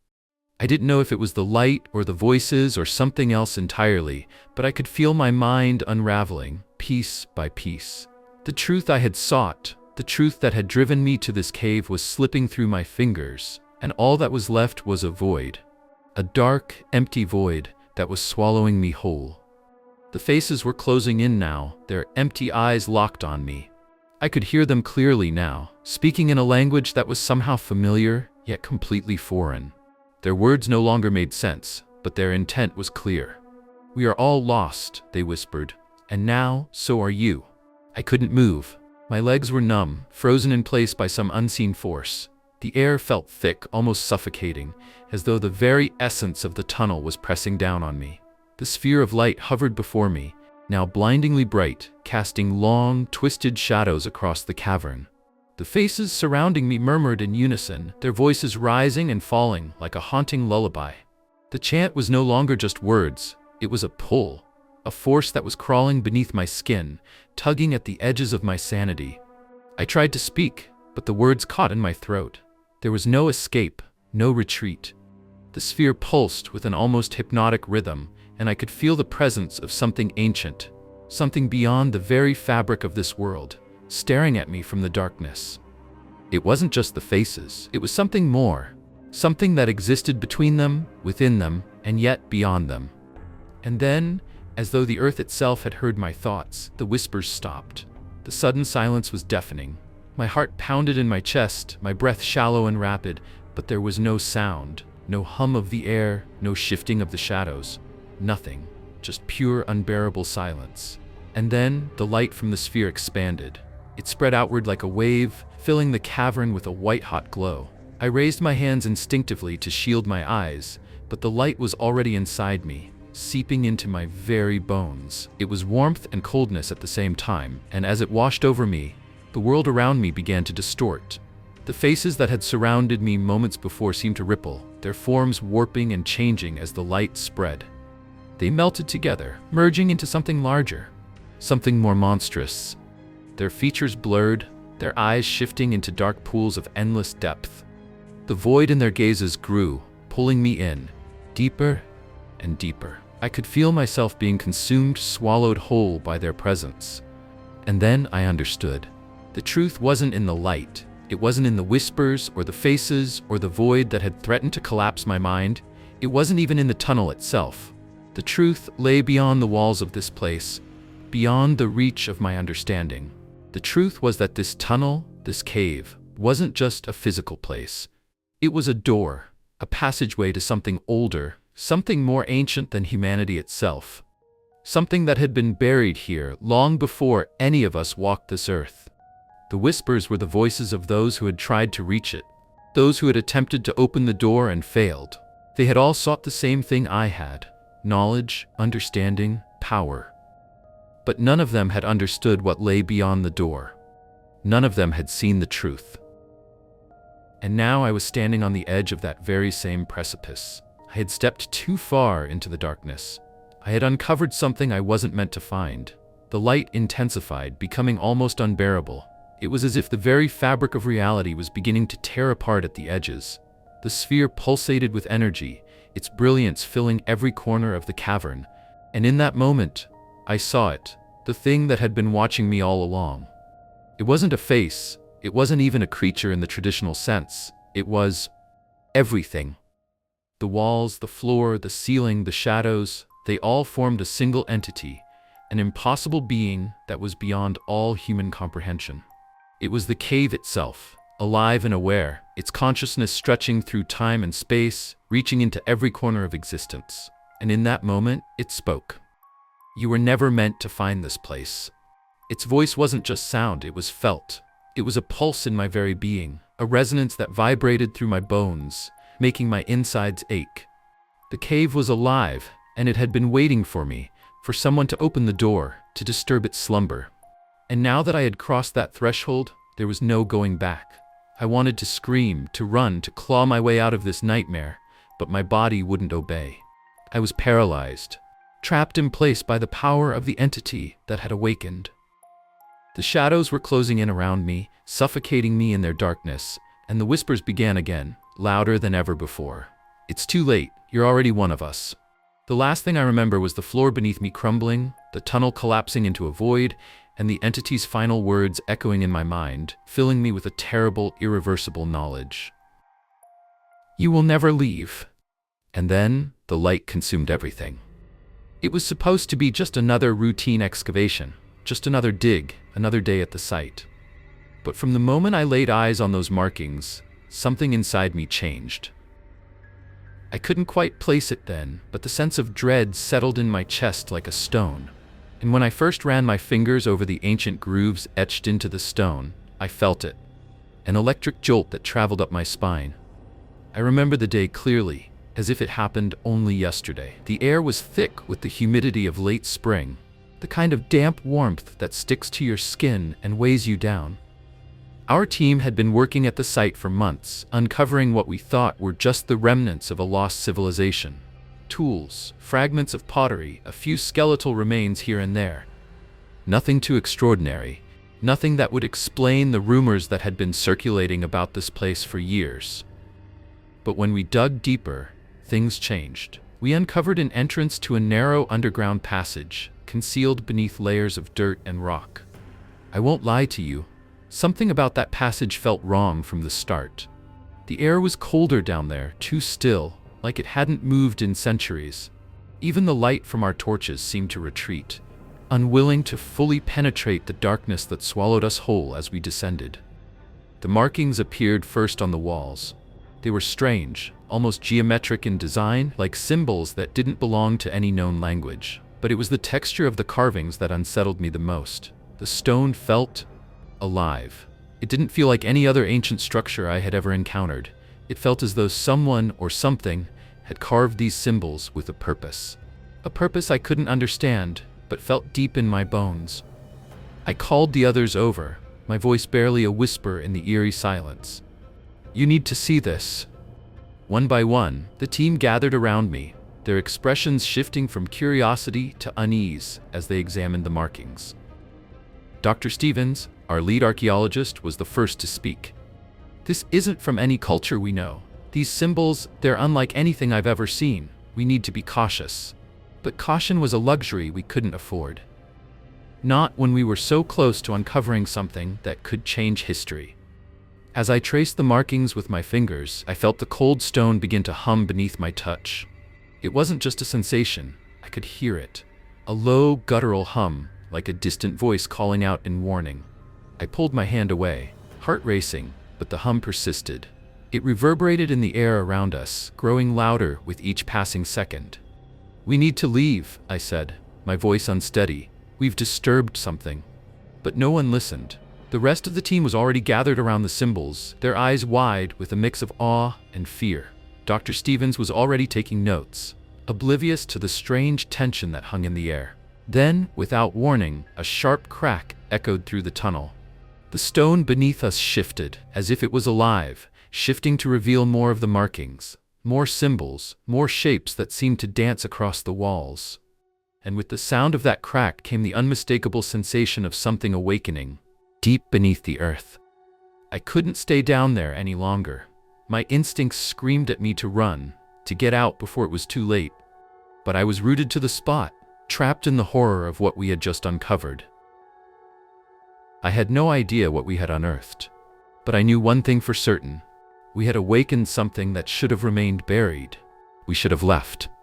The thought gnawed at the back of my mind as we continued deeper into the passage, despite every instinct screaming for us to turn around and never look back. The hum had stopped, but the weight of its presence hung in the air like a thick fog. We moved forward, our footsteps echoing off the cold stone walls, the faint light from our torches casting long, twitching shadows that seemed to shift on their own. Dr. Stevens was the first to speak, his voice low and strained. This is unprecedented. These symbols, they're like nothing we've encountered before. I've never seen anything this intricate or deliberate. It's almost like..." He stopped mid-sentence, eyes scanning the walls around us. He was right. There was something unsettling about the markings. The further we went, the more elaborate they became, stretching across the walls like veins running through the flesh of the earth itself. They seemed to pulse with life, alive in a way that no ancient carving should be. We came to a large, circular chamber that seemed to have been deliberately carved out of the rock. The air felt colder here, and the shadows were deeper, pressing in from all sides. I could barely see the far wall of the chamber, but one thing was unmistakable. At its center, an enormous stone slab stood, etched with even more intricate symbols, some of which glowed faintly, as though they were burning from within. I was about to take a step closer when one of the team members, Rachel, shouted, "Look, there's something moving on the wall." We all turned in unison, our flashlights shaking in the darkness. At first, I thought it was a trick of the light, but as I focused, I saw it clearly, an outline, faint but undeniable, beginning to form in the stone. It was as though the symbols were shifting, rearranging themselves right before our eyes. The walls seemed to tremble with a low vibration, and then, as if in response to some unspoken command, the symbols began to align, creating a new pattern. One symbol in particular stood out. It was larger than the others, centered directly on the stone slab. The symbol resembled a spiral, but it was made up of smaller figures. Human shapes, almost as if they were walking in a circle, trapped in a loop. My skin prickled as I realized that the shapes were moving, their forms shifting in a motion that mirrored our own. Then, with a sudden, violent crack, the symbols on the wall stopped moving, and the room fell into an eerie silence. The low hum that had lingered in the background returned, but this time it was different, louder, more urgent, as though the passage was trying to warn us. I moved forward despite the growing fear in my chest, compelled by a force I couldn't understand. My hands shook as I ran my fingers over the stone slab. It felt strangely warm, as if it were alive, its surface almost pulsing beneath my touch. But as I did, I noticed something. An inscription, barely visible, hidden within the spiral symbol. I squinted, leaning closer, and read the words aloud, my voice trembling. "Do not awaken that which sleeps beneath. The darkness will consume you." The words echoed in the chamber, as though the stone itself was repeating the warning. I could feel a weight settle over us, an oppressive force that seemed to press in from all sides. The message was clear. Whoever had left these markings, whoever had etched these words into the stone, had known the consequences of disturbing this place. And now, we had. A cold shiver ran down my spine as I backed away from the slab, my heart hammering in my chest. We have to leave. Right now. Dr. Stevens looked at me, a frown pulling at his lips. What are you talking about? This is groundbreaking. We've discovered something that no one else has seen before. This is... No, you don't understand, I interrupted, my voice growing desperate. This isn't just an archaeological site. This is a whatever is down here, it's not dead. It's still alive. And it's angry. The others stared at me in disbelief, but I could see the doubt beginning to creep into their eyes. They'd felt it too, the oppressive air, the growing sense of something lurking just out of sight. They had no explanation for it, and neither did I. But I knew one thing for sure. We had disturbed something ancient and powerful. And now, whatever had been waiting beneath the earth was awake. And it would stop at nothing to make us regret ever coming here. It happened just after I spoke those words. The air around us seemed to change. The walls, once solid and unmoving, now felt alive. There was an energy in the stone that hadn't been there before, something subtle but undeniable. The faint humming sound I had heard earlier grew louder, more distinct, and now it felt as though it was coming from all directions, reverberating off the very air itself. I wanted to run. My mind screamed at me to turn and bolt back up the tunnel, but my body refused to obey. My feet were rooted to the cold ground, my gaze fixed on the slab, the spiraling symbol that had captivated us all moments before. Something was wrong.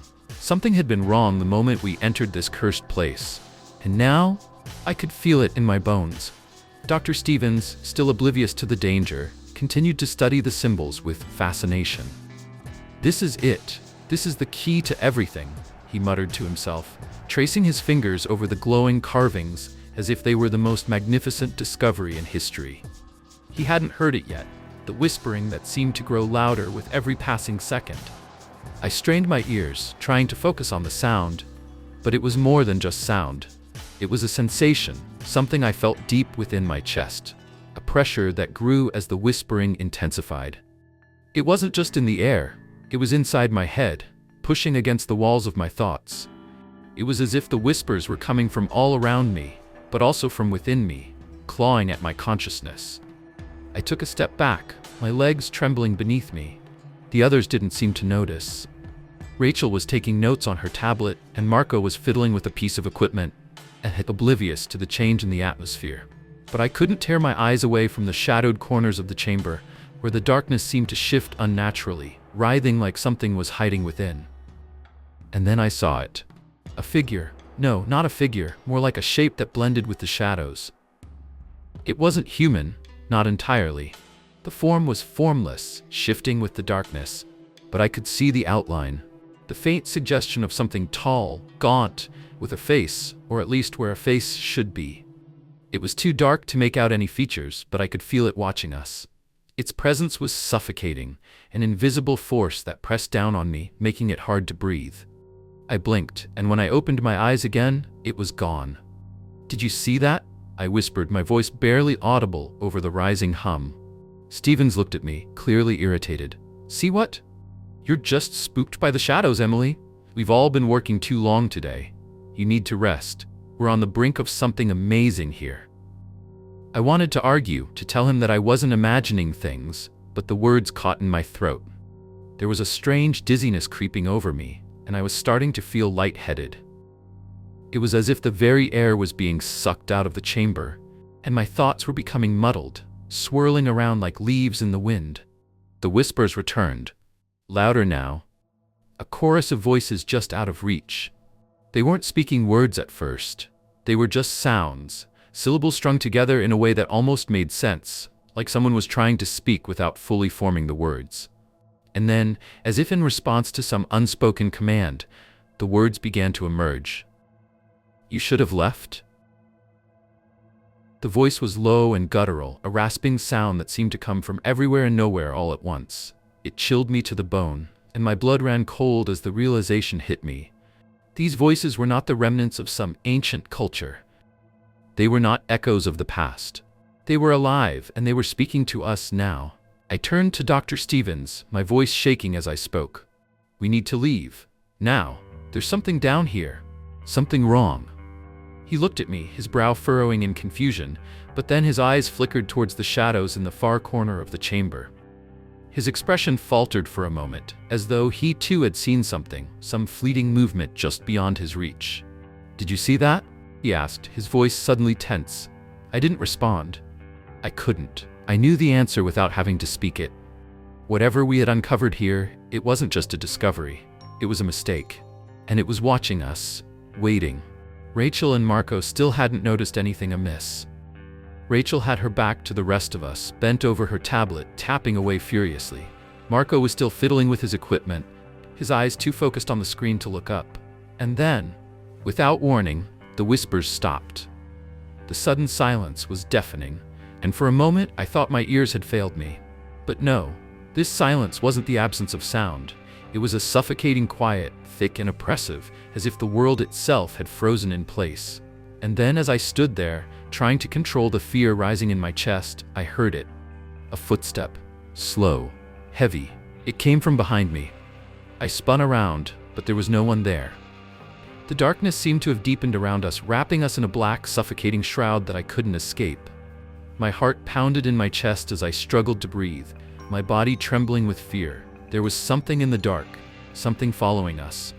And it was getting closer. I don't know how much time had passed since the footsteps. Seconds? Minutes? Hours? It didn't matter. Time had lost all meaning the moment we stepped into this cursed place. All I knew was that I could feel something closing in on us. The air had thickened, pressing down on my chest with an almost physical weight. The darkness seemed to grow deeper, heavier, as if it was swallowing the light from our flashlights, leaving only the faintest glimmers of illumination in the corners of the room. Dr. Stevens had finally noticed something was wrong. His confident posture had faltered when he looked back at the shadows, and his gaze kept darting nervously towards the farthest corners of the chamber. Rachel, too, had put down her tablet, sensing the change in the atmosphere, but Marco remained oblivious. He was still adjusting his equipment, more focused on the readings than on the growing unease around us. "We need to leave," I said again, my voice barely a whisper, but this time it was louder than before. My mind was a storm of thoughts, my body on high alert. This place, it's not right, we shouldn't be here. But Stevens shook his head, still mesmerized by the symbols on the wall, as if they were pulling him in, holding him captive. "There's something here. Something we don't understand yet. This could change everything, Emily. You have to understand that." I wanted to scream at him, to drag him out of there and never look back, but instead my gaze was drawn back to the symbols. The more I stared at them, the more they seemed to pulse, almost alive, shifting in ways that defied logic. The whispers had returned, soft at first, almost imperceptible, but then louder, sharper. I could hear them now with absolute clarity, their words clear as day. They were speaking directly to me. "You should have never come." The voice was deeper now, darker, as though it was pushing through the walls of the chamber itself. It was the same voice I had heard earlier, the one that had made my skin crawl, and this time there was no mistaking it. It wasn't just a voice. It was a presence. Dr. Stevens didn't seem to hear it. He was still engrossed in the carvings. They're not just symbols. They're a map. A guide," he muttered, his voice trailing off as his hand traced the lines. "This is a record, a history of something long forgotten." But as he spoke those words, the ground beneath us trembled. It was slight at first, an almost imperceptible shake. But then it grew. The walls groaned, the floor cracked with a deep rumbling noise, as if the earth itself was waking up. "What is that?"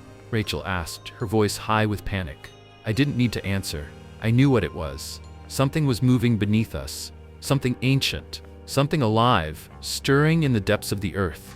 The whispering grew louder, and this time it wasn't just a voice. It was a scream, an unbearable cacophony of anguish that filled my head and made my heart race. In that moment, I realized the truth. We weren't just uncovering a lost civilization or forgotten history. We had stumbled upon something far older, far darker. The markings, the whispers, the tremors, they were all part of a warning, a reminder of something that had been buried for a reason. I couldn't explain it then, but I could feel it now. These were not just symbols, they were the remnants of a curse.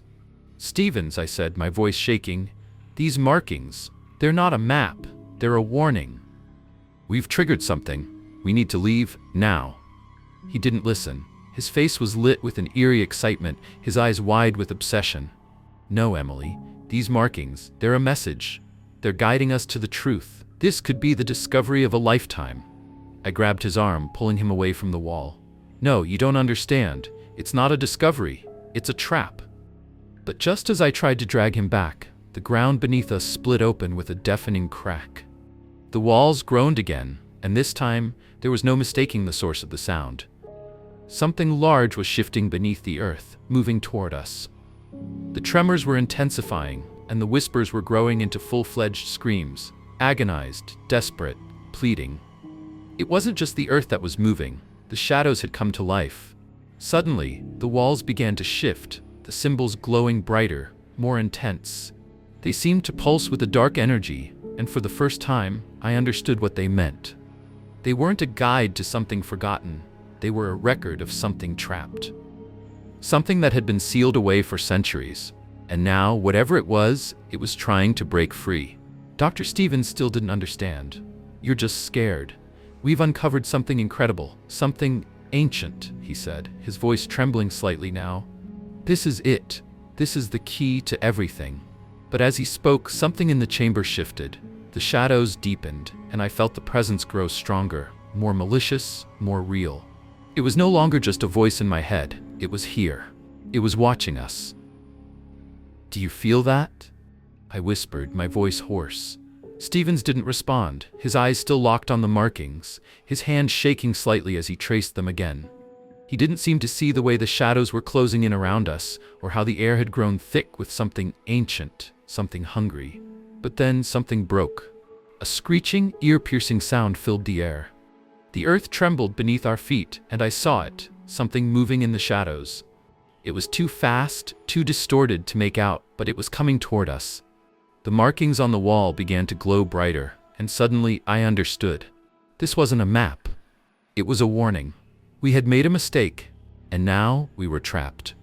The walls of the chamber seemed to close in around us. The darkness had a weight to it now, as though it were pressing us into the earth itself. The air was thick and humid, saturated with the stench of decay and something far more ancient. The tremors had stopped, but the eerie silence that followed was worse. It felt like the calm before a storm, and I could feel my pulse racing, every nerve on edge. I could still hear the whispers, their voices tangled with an anger I hadn't heard before. Like something was angry that we had come too close, something furious that we had disturbed its prison. It wasn't just the echoes of the past anymore. This was something alive, something that had been waiting for centuries to be set free. Dr. Stevens, his expression now one of grim realization, finally tore his eyes away from the glowing markings. He looked at me with wide, fearful eyes that seemed to say everything that I couldn't articulate in words. He understood now. We had awakened something we were never meant to find. "This wasn't just a warning," I whispered, my voice trembling. "These markings, they were meant to protect us from something." He nodded slowly, as if everything he had believed had just shattered. "The markings were never a map," he said, his voice barely audible, as if the very air was absorbing his words. "They were a seal, a binding, a way to keep something locked away. And we broke it." The ground beneath us seemed to shift, and I could feel a vibration now, subtle but undeniable. It was as though the earth itself had started to move, groaning with the weight of a force too powerful to be contained. The shadows in the chamber grew darker, and I could feel their presence pressing in on me, like fingers creeping along my skin. Rachel, who had been frozen in place, finally spoke up, her voice hoarse. "What is it? What was in here?" I turned to her, my heart hammering in my chest. "I don't know, but whatever it is, it's angry, and it's coming for us." Just then, I saw it, out of the corner of my eye, a shadow, shifting, moving too quickly to be natural. I turned to face it, but there was nothing there, just the cold, unforgiving stone walls. But I could feel it, lurking just out of sight, watching, waiting. And the whispers, those damn whispers, they grew louder. Suddenly, A sharp crack echoed through the chamber, and the stone beneath us shifted again, splitting wide open. My breath caught in my throat as a cold wind, carrying the scent of decay, rushed through the newly formed crack. The shadows twisted, and I could see them now, figures, silhouettes of something impossibly large, far too many for me to count. They were alive, their forms writhing in the darkness, twisted and broken like creatures from a nightmare. Dr. Stevens stumbled backward, his face pale with fear. No, this can't be happening. But it was happening. The curse we had uncovered wasn't just a myth. It was real. And now, we were standing in the very place it had been kept locked away for centuries. Whatever was in the darkness, the creatures, the spirits, the remnants of a long-dead civilization, had been bound here, protected by those markings, imprisoned for a reason. They had been contained, but now we had shattered that protection. I reached out instinctively, grabbing Stevens by the arm. "We need to leave. Now." But he didn't move. His eyes were transfixed on the crack in the stone, where the shadows were gathering, growing thicker, taking shape. And then, out of the darkness, a voice emerged. A deep, guttural growl. The sound of something too ancient and too powerful to be understood. "You should have never come." The voice didn't just speak to us, it bore into us, wrapping around our minds, suffocating us with its malevolence. I could feel my knees buckling beneath me, my vision spinning as though the earth itself were shifting beneath my feet. I had to get out. We had to get out, Rachel screamed, her voice cutting through the suffocating silence, but it was drowned out by the growl, a low rumbling that seemed to come from all around us, filling the air with a sense of overwhelming dread. Suddenly, the markings on the wall flared to life. Their glow intensified, brighter than before, illuminating the entire chamber with an unnatural, almost blinding light. The shadows recoiled, as though they were being pushed back, but they were relentless, forcing their way toward us. "No, we need to seal it again," Stevens shouted, his voice desperate. "We have to." But before he could finish, the shadows lunged. I didn't know how long I had been running. I didn't know where I was going. The only thing I could focus on was the sound of my own breathing, ragged and frantic, and the oppressive feeling that something was chasing me, following me, always just a step behind. I reached the tunnel's entrance, the small opening where we had first entered. It was supposed to be a way out, but now it felt like the only way in. As I stumbled through the narrow passageway, I could feel the ground shaking beneath me. The whispers were still there, and they were growing louder, closer. And then I heard something else. Something far more terrifying than anything else I had experienced. The growl was back, and this time it was right behind me. I sprinted forward, my heart in my throat. I could hear the others behind me, but I didn't dare look back.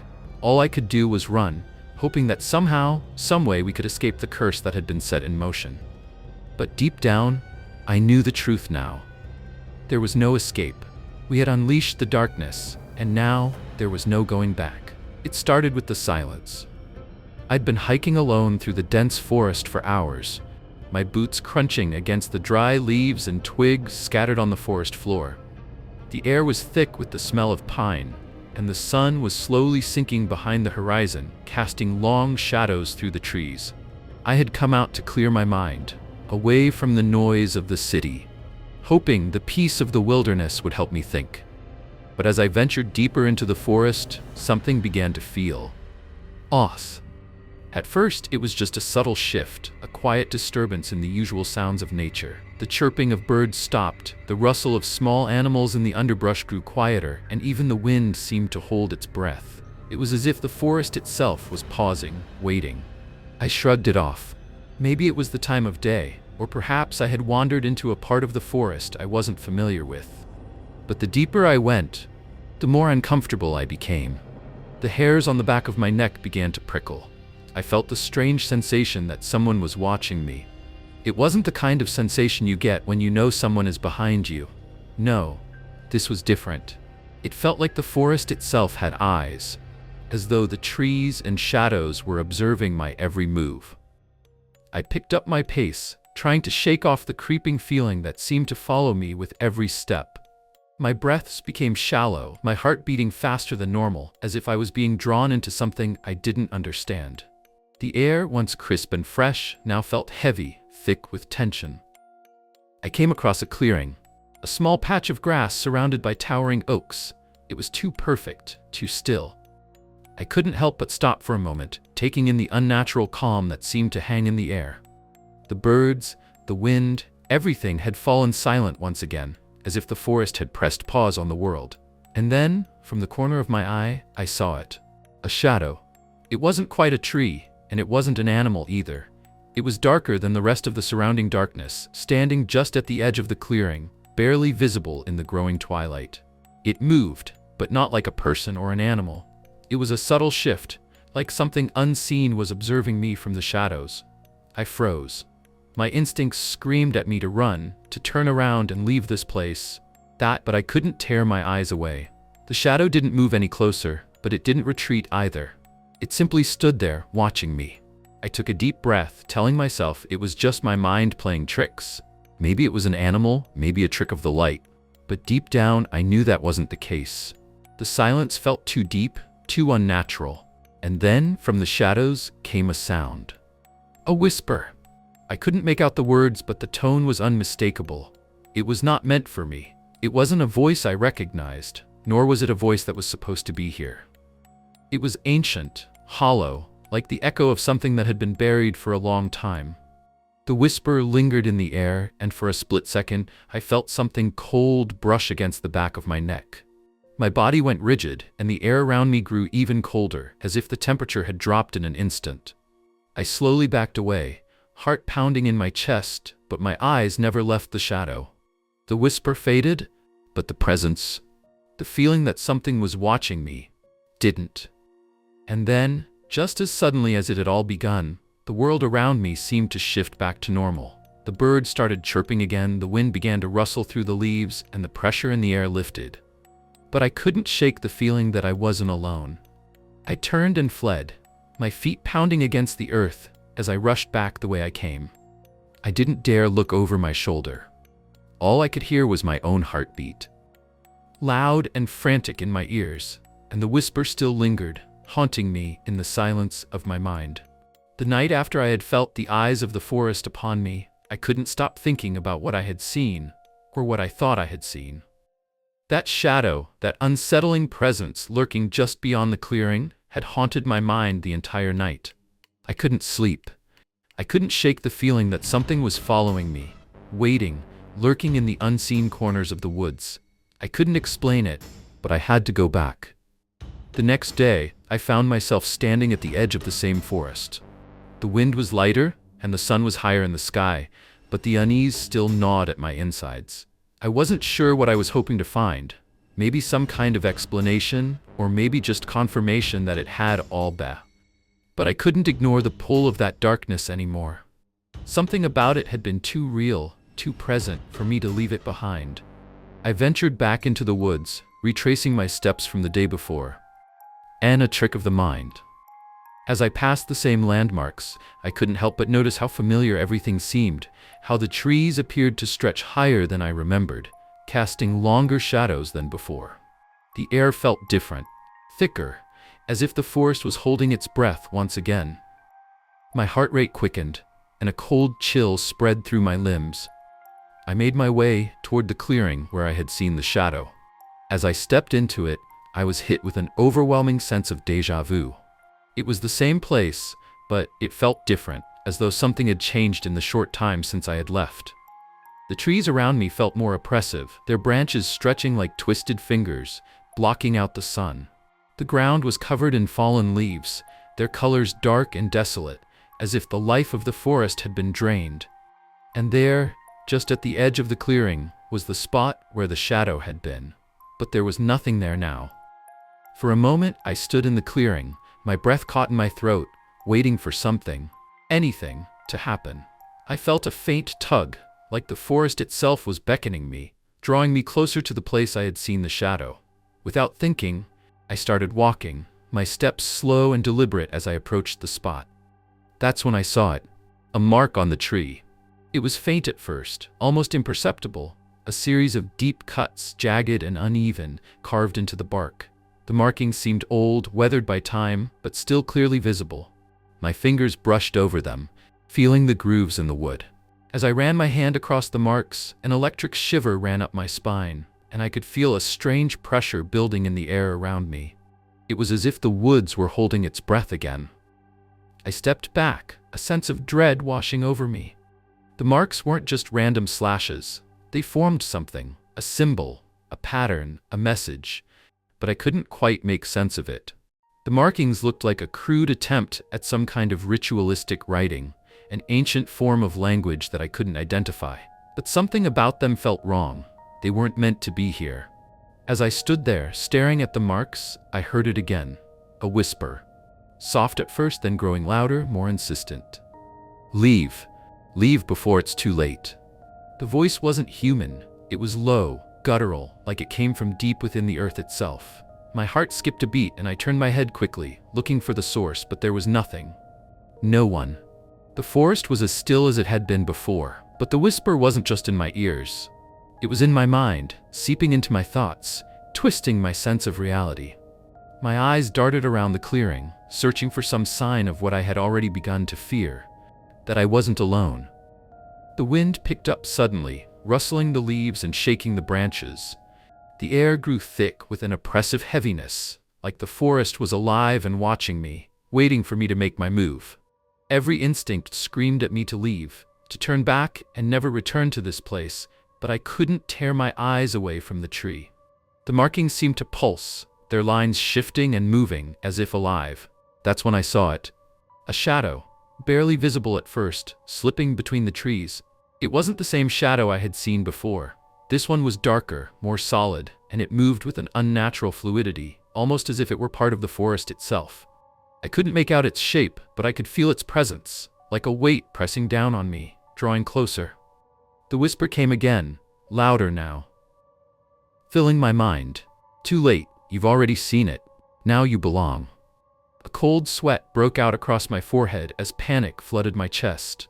My legs felt heavy, as if they were made of stone, but I forced myself to move, to step away from the tree. The shadow moved with me, its presence inescapable, and I could feel it growing closer with every step I took.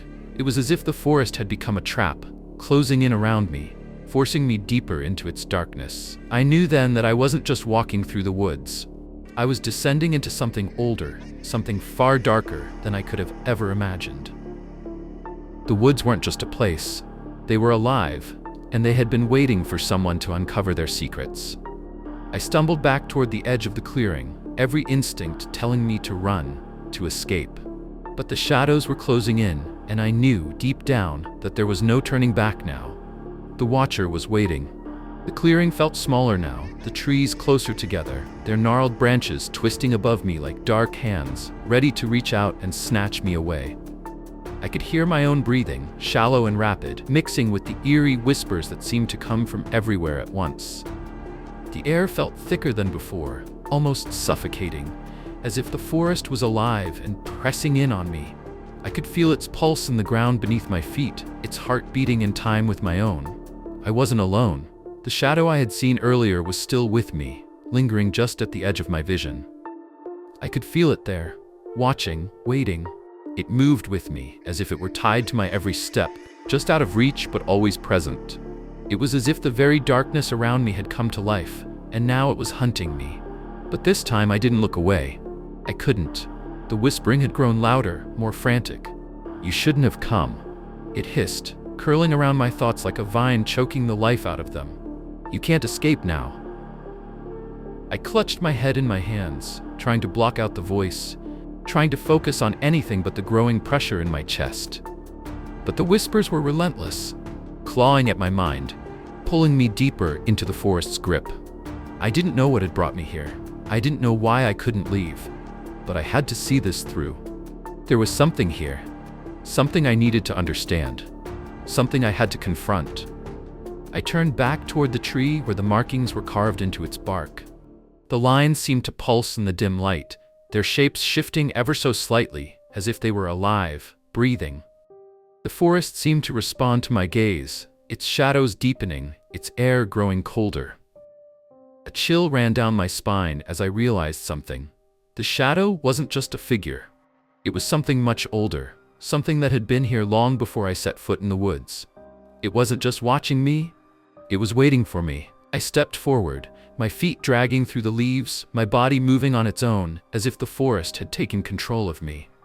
Each step felt heavier than the last, the ground beneath me shifting, like I was walking on something unstable, something unnatural. The markings on the tree were all I could focus on now, their shapes pulling me closer, like some kind of magnetic force. As I reached the tree, the whispering stopped. The silence was deafening, pressing down on me like a weight.